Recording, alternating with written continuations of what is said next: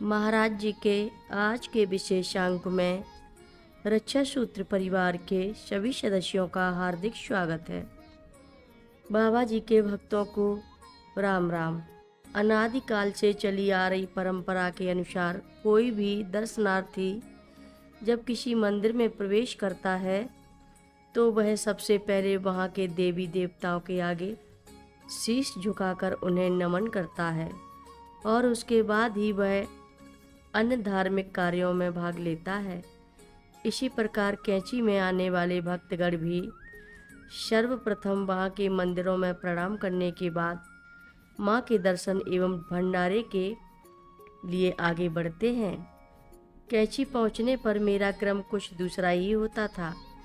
पुल के पास बाहर सड़क के किनारे अपनी गाड़ी खड़ी कर मैं दौड़कर पुल पार करते हुए सीधे माँ के पास पहुँच जाती थी।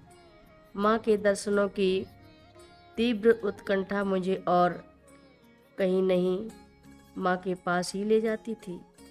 कभी कभी मन में विचार आता था कि कहीं अनजाने में मंदिर की इस मर्यादा का उल्लंघन करने में मुझसे देवी देवताओं का अनादर तो नहीं हो रहा है। एक दिन दोनों माँ रात्रि का प्रसाद ग्रहण करने के बाद विश्राम के लिए अपनी कुटी में चली गई थी। उनके सोने से पहले मैं दोनों माँ के लिए एक एक गिलास गर्म दूध लेकर जाती थी।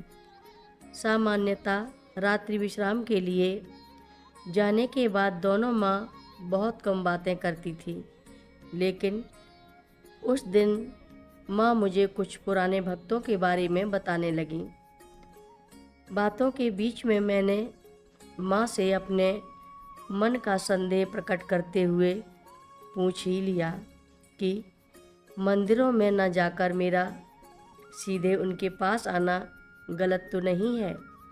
मेरी बात सुनकर माँ हल्के से हंसकर बोली, हनुमान जी से पूछ लेना।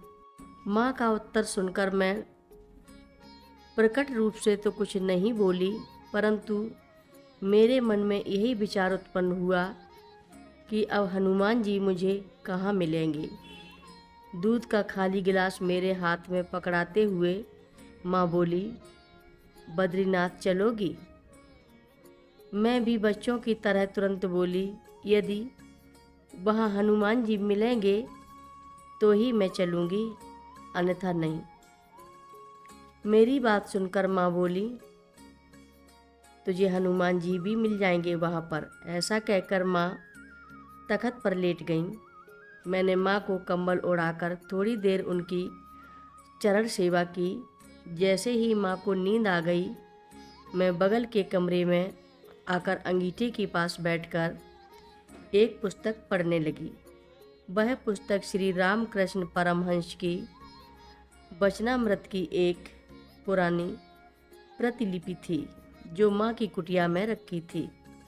पुस्तक के पन्ने पलटते हुए उसमें से हनुमान जी की एक छवि नीचे आ गिरी। ऐसी छवि मैंने पहले कभी नहीं देखी थी। छवि में हनुमान जी पद्मासन में बैठे थे और उनका चेहरा गहरे सांवले रंग का दिखाई पड़ रहा था। इस छवि को मैंने अपने पास रख लिया। अगला दिन बद्रीनाथ यात्रा की तैयारी में बीता।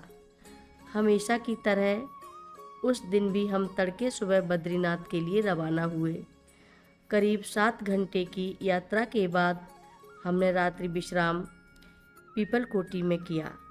यहाँ से हम अगली सुबह 8 बजे चले ताकि 9 बजे तक हम जोशीमठ पहुँच जाएं, क्योंकि उन दिनों जोशीमठ से बद्रीनाथ आने जाने के लिए एक तरफा यातायात चलता था, जिसके लिए दोनों तरफ से आने जाने का समय पूर्व निर्धारित होता था। जोशीमठ से आगे का रास्ता कठिन था और भूस्खलन के कारण खतरनाक भी। मेरा पूरा ध्यान ड्राइविंग पर ही केंद्रित था। विष्णुप्रयाग के पास दलदल में गाड़ी के फंसने का भय था। जैसे ही हमने वह रास्ता पार किया, कार की पिछली सीट में बैठी माँ ने मुझसे कहा, देख देख, पहाड़ की चोटी पर एक बंदर बैठा है। मैंने जीप रोककर उस ऊंची चट्टान की ओर देखा तो ऐसा लग रहा था जैसे पहाड़ की ऊंची चोटी नीले आसमान को छू रही है। उस चट्टान की शिखर पर एक बड़ा सा बंदर पद्मासन में बैठा दिखाई दे रहा था। कथा लंबी है, आगे की कथा सभी भक्तों को अगले भाग में सुनाएंगे। हर रोज महाराज जी की कथाएं सुनने के लिए सभी भक्तों का धन्यवाद।